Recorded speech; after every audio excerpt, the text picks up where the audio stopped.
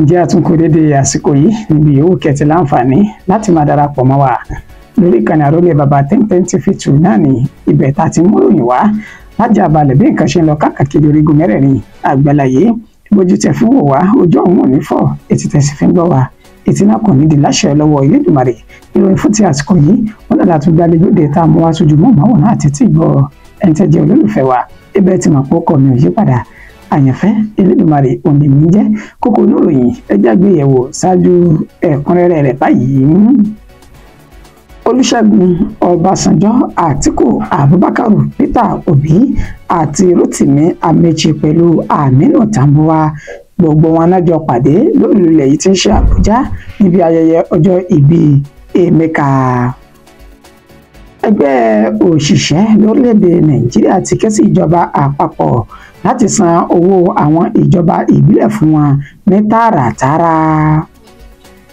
Èmi ò bẹ̀bẹ̀ rárá o, bẹ́ẹ̀ ni wọn ò tọrọ àforíjì lọ́wọ́ àwọn sẹ́nítọ́ọ̀sì kankan. Natasha ló sọ èyí di mímọ̀.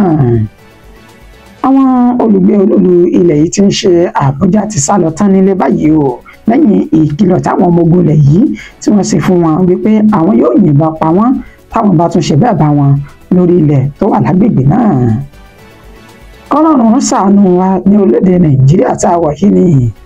àwọn agbébọn tó ti jí olùṣọ́ àgùntàn ìjọ kátólíìkì gbé báyìí ní ìpínlẹ̀ Imo. Àwọn ọ̀dọ́langba Tinubu náà ṣe bẹ́ẹ̀ bínú dá ọkọ̀ tirẹ́là ńlá tí Ṣèyí Tinubu tó fi kọ́ palliative Ramadan lọ́nà wọ́n sì kó àwọn oúnjẹ inú rẹ̀ ní ìpínlẹ̀ Gombe. Ìròyìn náà rèé ní ẹ̀kúnrẹ́rẹ́ báyìí. Olúṣẹ́gun Ọbásanjọ́, Àtíkù Abubakar, Peter Obi àti Rotimi Amechi tó fi mọ́ Aminu Tambuwa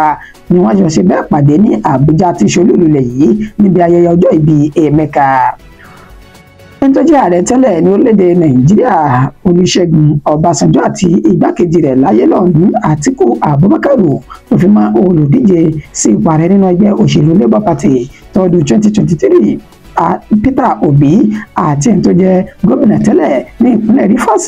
Rotimi Amechi tó fi mọ́ ẹni tí ó jẹ́ gómìnà tẹ́lẹ̀ ní ìpínlẹ̀ Kano Aminu Tambuwa gbogbo wọn náà ṣe bẹ́ẹ̀ pàdé lórílẹ̀ yìí tí ń ṣe Àbújá níbi ayẹyẹ ẹni tó jẹ́ gómìnà tẹ́lẹ̀ ní ìpínlẹ̀ Imo Emeka Ihedioha gẹ́gẹ́ bí ìròyìn náà bí ṣe ti ń tẹ̀ wá lọ́wọ́ láti ojú òpó ayélujára X ti Àtíkù Abubakar níbi tó kọ síbẹ̀ pé lẹ́nìí tí ń ṣe ọjọ́ 24 inú oṣù tá a wà yìí níṣe ni inú òun dùn láti wà pẹ̀lú àwọn ọ̀gá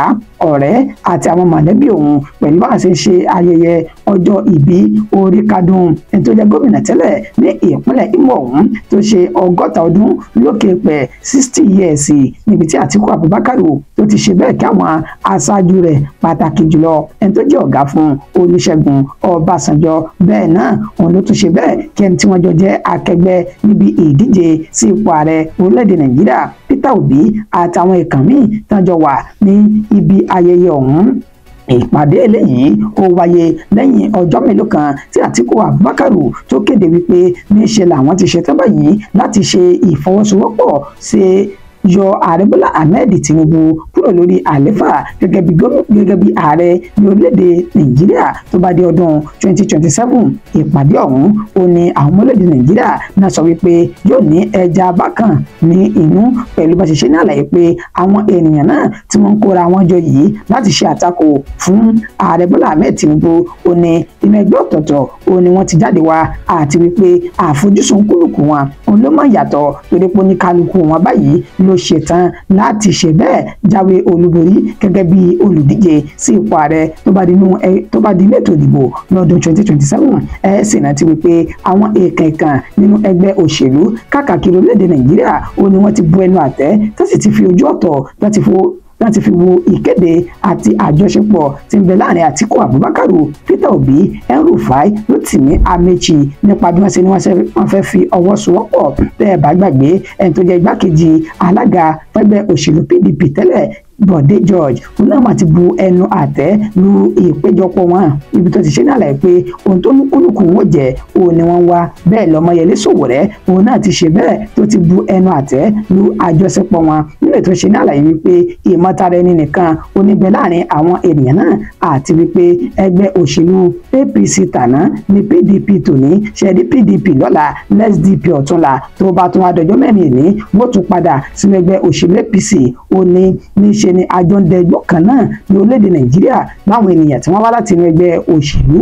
ọ̀tọ̀ọ̀tọ̀ náà. Ẹgbẹ́ òṣìṣẹ́ lórílẹ̀‐èdè Nàìjíríà ti ké sí ìjọba àpapọ̀ láti san owó àwọn ìjọba ìbílẹ̀ fún wọn ní tààràtàrà láì gba ọ̀dọ̀ gómìnà àbí ẹnikẹ́ni kọjá.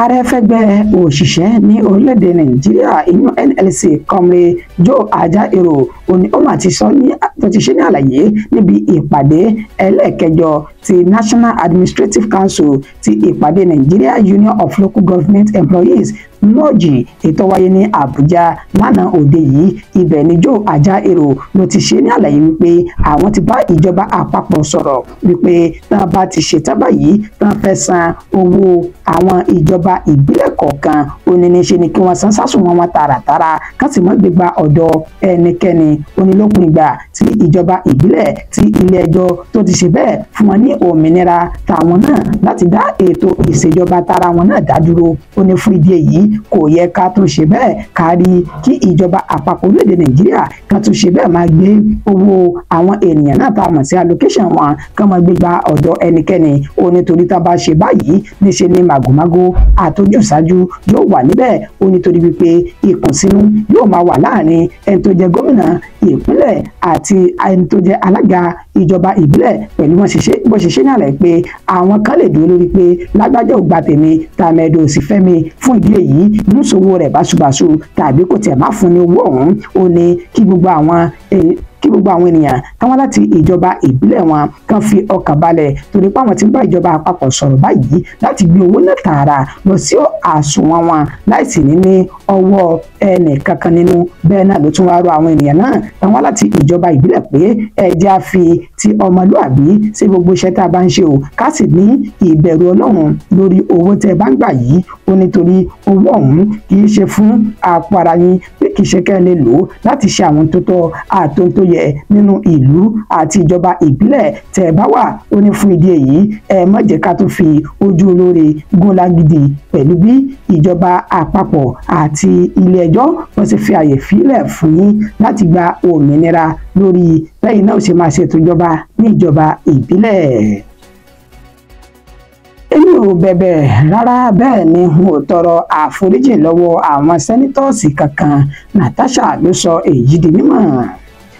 gẹ́gẹ́ bí àlàyé tí ẹni tó jẹ́ sẹ́nítọ̀ tó ń ṣojú àárín gbùngbùn ìpínlẹ̀ Kogi ìníhùn Natasha Akpoti-Uduagha èyí tí ó ṣe ní àlàyé nínú àtẹ̀jáde tó fi léde síta lásìkò tí wọ́n ń fọn rere wípé níṣe ló ti ṣe bẹ́ẹ̀ tó ti bẹ àwọn sẹ́nítọ̀ọ̀sì ní ilé ìgbìmọ̀ asòfin àgbà tí ń bẹ ní Àbújá lórí ẹ̀sùn tó fi kan Godwin Akpabio ẹni tó jẹ́ senate president wípé níṣe ló fẹ́ jí gàdí òun bù tó sì fẹ́ jí dòdò òun jẹ. Ó ní òun ò máa tọrọ àforíjì lọ́wọ́ ẹnikẹ́ni òun ò sì ṣetán báyìí láti tọrọ àforíjì. Ó ní torí wípé ẹ̀sùn tó ń fi kan Akpabio níṣe ni ó mọyán lórí tó sì dáhùn lójú gbangba pé Akpabio ó ṣe é lóòótọ́ àti lódodo. Nígbà tí ó ń ṣe àlàyé ó ní tí òun bá dákẹ́ tara àwọn ọmọ orílẹ̀-èdè Nàìjíríà lóbìnrin ó ní ó bá wọn dákẹ́ yìí ó ní ìjà tó ń jà yìí kì í ṣe fún àpò ara òun nìkan ó ló ń jà sí. Ó ní bí kì í ṣe pé òun jà ìjà náà fáwọn obìnrin ní orílẹ̀-èdè Nàìjíríà kí wọ́n lè ní òmìnira kúrò ní ọwọ́ àwọn ènìyàn bíi Godwin Akpabio tí wọ́n máa ń fi ìlọ́kulọ̀ lọ àwọn obìnrin tí wọ́n bá ti wà ní abẹ́ wọn báyìí. Bákan náà ló tún sọ nímọ̀ wípé sẹ́rí tí oṣù 6 tí ní kò ń fi lọ rèé rọ́kúnlé náà ó ní òun ò bẹ̀bẹ̀ lé lórí o òun sì dúró lórí ẹsẹ̀ òun àti pé àwọn tí ń gbé ìgbésẹ̀ ní ilé ẹjọ́ báyìí níbi tí wọ́n yóò ti dá ẹjọ́ náà bí ó ṣe tọ́ àti bí ó ṣe yẹ. ẹ̀rìn ti wípé Akpabio àti Natasha Akpoti náà ti jọ ní èdè àìyedè náà láti láti bí oṣù mélòó kan sẹ́yìn níbi tá ti jọ ń ṣe ìfàǹfà nípa ó fi ẹ̀sùn kàn mí ó fẹ́ jí gàrí mi bù, èyí tí ó mú kí ariwo ti ta ní gbogbo orílẹ̀-èdè Nàìjíríà tó sì tún ti ṣe bẹ́ẹ̀ fò fẹ̀rẹ̀ lọ sí òkè òkun lọ́dọ̀ àjọ IPU níbi tí Natasha Akpoti tó ṣe bẹ́ẹ̀ tó gbé ọ̀rọ̀ náà tó gbé lọ. Àmọ́ báyìí o níṣe ni Natasha ní òun ò bẹ̀bẹ̀ bẹ́ẹ̀ lòun ò wá àforíjì lọ́dọ̀ àwọn sẹ́nítọ́ọ̀sì kankan bíi ti wù kó mọ̀, torí pé ọ̀rọ̀ tó ń sọ yìí ó dá òun lójú, òun sì dúró lórí ẹ̀sìn òun. Àwọn olùgbé olúìlú ilẹ̀ yìí ti ń ṣe Àbújá láti ṣe bẹ́ẹ̀ sálọ tán nílé wọn báyìí lẹ́yìn ìkìlọ̀ tí àwọn ọmọ ogun ilẹ̀ yìí tán ṣe pé àwọn yóò yìnbọn pa ẹnikẹ́ni tó bá ṣe bẹ́ẹ̀ bá ní orílẹ̀ ní agbègbè ọ̀hún. Ṣé Yorùbá ló ní kójúmọ́ ríbi gbogbo ara báyìí òun náà ní oògùn rẹ̀. Ikọ̀ ọmọ ogun ilẹ̀ yìí ó ní wọ́n ya wọ agbègbè tápè ní Tungamaye ní Gwagwalada tí ń ṣe olúìlú ilẹ̀ yìí FCT Àbújá. Gẹ́gẹ́ bí ìròyìn náà bí ṣe ti ń tẹ̀ wá lọ́wọ́ àti fídíò táwọn ṣe àfihàn rẹ̀ fún wa ní ẹ̀yìn àkójọpọ̀ ìròyìn yìí ní ṣe ni àwọn olùgbé bẹ̀ ni wọ́n pariwo síta báyìí pé àwọn ọmọ ogun ilẹ̀ yìí náà dédé wá bá wọn ní ọjọ́ àbámẹ́ta tí ń ṣe sátidé ọjọ́ 22 nínú oṣù táwọ̀ yìí tá sì ń dúnkòkò máwọn pé àwọn fún àwọn ní ọjọ́ kan ṣoṣo gbáko láti kó gbogbo kàngárá wọn kúrò ní orílẹ̀ tá a pè ní Tungamaye yìí tí ń ṣe olúìlú ilẹ̀ yìí l'Àbújá, níbi tá ti ní níṣẹ́ làwọn ọmọ ogun ilẹ̀ yìí ọ̀hún wò sọ èyí fáwọn tẹ́lẹ̀ tákàdé lọ́sàn kan òru kan tá sì ní káwọn palẹ̀ ẹrù àwọn mọ́. Nígbà táwọn ènìyàn náà tá ń ṣe ní àlàyé nínú fídíò ọ̀hún wọn ní ọwọ́ ìyànjẹ ó ní àwọn ọmọ ogun ilẹ̀ yìí òun ni wọ́n ń gbé torí wípé àwọn ènìyàn náà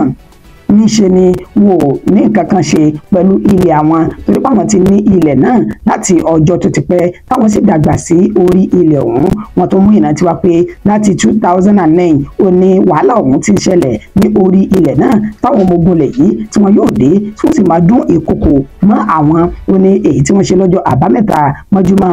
ọjọ́ àìkú tí ń ṣe Sunday ó ní ó lágbára púpọ̀ lórí pé wọ́n ya wọlé sí orí ilẹ̀ náà tó sì ń ṣe ìkìlọ̀ kíkankíkan fáwọn ènìyàn ọ̀hún láti palẹ̀ ẹrù wọn mọ́. Ẹni táwọn bá ṣe bẹ́ẹ̀ bá ní ọjọ́ ajé tí ń ṣe Monday àná òde yìí níṣẹ́ làwọn yóò ṣekú pa ẹnikẹ́ni èyí tó mú kí ẹrù àti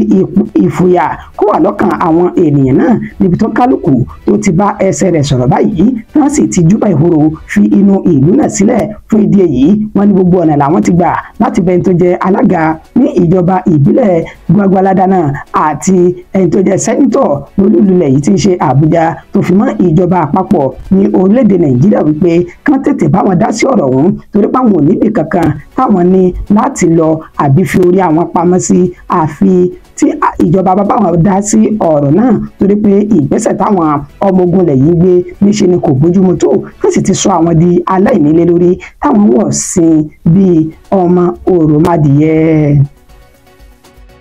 Kọ́lọ́run kó tún ṣe bẹ́ẹ̀ ṣàánú fún wa ní orílẹ̀-èdè Nàìjíríà kó sì máa fi ìṣọ́ rẹ̀ àti ààbò rẹ̀ bò wá ní gbogbo ìgbà àti gbogbo àsìkò nìyí. Àwọn agbébọn náà tó ti ṣe bẹ́ẹ̀ jí olùṣọ́ àgùntàn ìjọ kátólíìkì kan gbé báyìí ní ìpínlẹ̀ Imo.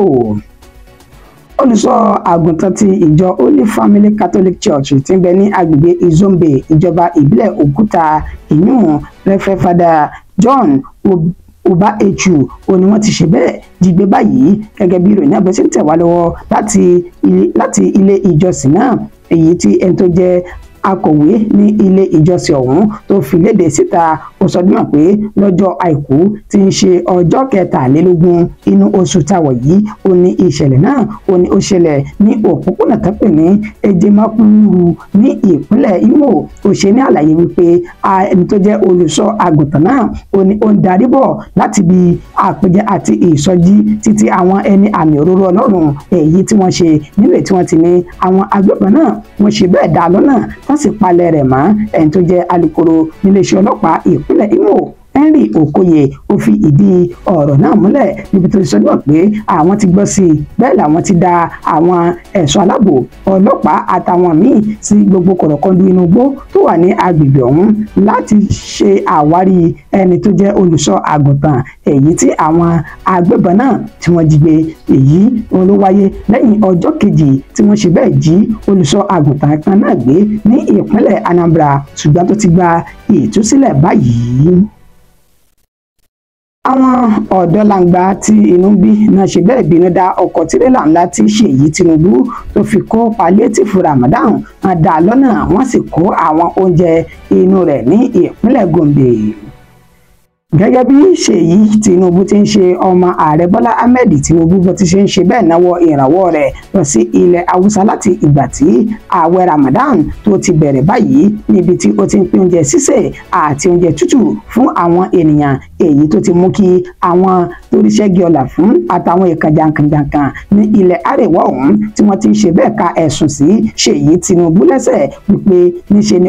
ó ń tẹ àwọn tó sì ń ṣe àrífín tó lágbára pẹ̀lú bí ó ṣe ń pín oúnjẹ ṣíṣe fáwọn ènìyàn náà. Ọ̀gọ̀rọ̀ àwọn tó ríṣẹ́ gé ọlà fún àtàwọn ìkàn nínú ẹgbẹ́ òṣèlú kọ̀ọ̀kan ó ní wọ́n ti ṣe bẹ́ẹ̀ kó rojú sí ìgbésẹ̀ tí Ṣèyí Tinubu gbé bóyá lè gan ló mú kí inú bí àwọn ọ̀dọ́langba ti ìpínlẹ̀ Gombe pẹ̀lú bá ṣe dá tirẹ́là ńlá èyí tí Ṣèyí Tinubu tó kó àwọn ohun tó fẹ́ pín fáwọn olùgbé agbègbè náà nípa ààwẹ̀ Ramadan tí ń tẹnu bodò báyìí. Gẹ́gẹ́ bí fídíò náà wọ́n ti ṣe àfihàn rẹ̀ níṣe ni àwọn ọ̀dọ́langba ọ̀hún ni wọ́n ṣe bẹ́ẹ̀ dá tirẹ́là ọ̀hún lọ́nà tí wọ́n sì gun orí tirẹ́là níbi tó ti gbé oúnjẹ jáde ní pálípálí tó sì ń jù síra wọn nísàlẹ̀ tó ní kólókò ń fi ẹsẹ̀ fẹ́ tó ń kó oúnjẹ náà tí wọ́n ń kó lọ. ẹni tí ó jẹ́ ọmọ fún gómìnà ní ìpínlẹ̀ Bauchi èyí Bala Samsudeen Bala Mohammed ọmọ gómìnà ìpínlẹ̀ Bauchi òun náà ti kọ́kọ́ sọ sójú òpó ayélujára Facebook rẹ̀ níbi tó ti ṣe ní àlàyé wípé ọ̀nà tí Ṣèyí Tinubu ti ń gbà yìí ó kù díẹ̀ káàtó bẹ́ẹ̀ ni kò bójúmu tó. ó ní ṣe ebi ọ̀pàgbàfọ́ mẹ́kẹ́ tí ń pa àwọn ènìyàn oúnjẹ tó wá ń pín fún ẹ̀ yìí ó ní ó mú ìṣẹ́ àti òṣì tí ó fi dínkù. ó ní òṣèlú ọ̀nà tí ó ní ìtumọ̀ kó wá iṣẹ́ fáwọn aláìníṣẹ́ ní ilẹ̀ Haúsá ọ̀hún ó sì sinmi oúnjẹ tútù oúnjẹ sísè tó ń pín fáwọn ènìyàn yìí torí pé gbogbo eléyìí kò lè ṣe àǹfààní fáwọn tí ebi ń pa tí wọn ò rí ọwọ́ orí láwùjọ. ọ̀gọ̀rọ̀ ló ti ń jáde lórí ìgbésẹ̀ tí Ṣèyí Tinubu tó ń gbé ní ilẹ̀ Haúsá náà pẹ̀lú bí ó ṣe ń pín oúnjẹ fáwọn olùgbé agbègbè bẹ́ẹ̀.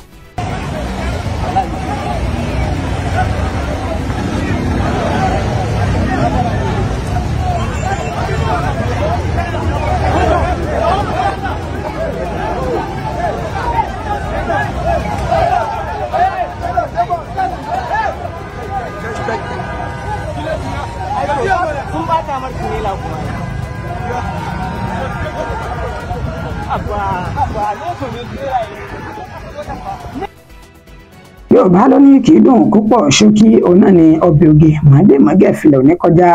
ìpín ìpéjú akínyẹn wípé ẹ̀ṣẹ́ ọlọ́kẹ̀ṣẹ́ ẹ̀yin tẹ́ bá wà jẹ́ ẹ kú àìbínú títí di ìgbà tá a tún padà máa fún wa ní ìròyìn míì lórí ìkànnì aláyọ̀ tá a jọ wà yìí tí ń ṣe ti Àrólé bàbá 1010 TV mú kí wa pé a kú ojúmọ́ lẹ́ẹ̀kan sí i. None of them could even have a sleeping at Ekpe community last night for the fact that the Nigerian military end up disturbing us, threatening us, giving us quick notice, saying they will all kill us, they will come and demolish all our houses, including us, that we must pass. It started since last week. We thought it was a joke. Every day they are here. Some weeks ago, they came and destroyed the buildings, the uncompleted building for us. Now, in our living rooms, in our sitting rooms, they all came this morning and begin to threaten us that they will shoot us if we cannot pack our properties. In fact, all members of Ekpe communities under threat. As you can see, look at, they removed their zincs. Look at the house, you can see, this is not a new house. This building has been in existence years before even the creation of FCT. We are now forced to remove our team. Where do we go? We have reported this case before the government, through the area council, through our senators, members, House of Representatives, even at the office of the President of Nigeria. We don't know. Up till today, we are always told to maintain status quo. Why the Nigerian military are not law-abiding? You can see what we are facing today. We have all remained homeless. Nobody is having a place to stay. Look at our beds. You can see mattress. Look at people remaining stranded. As you can see, these are our wives.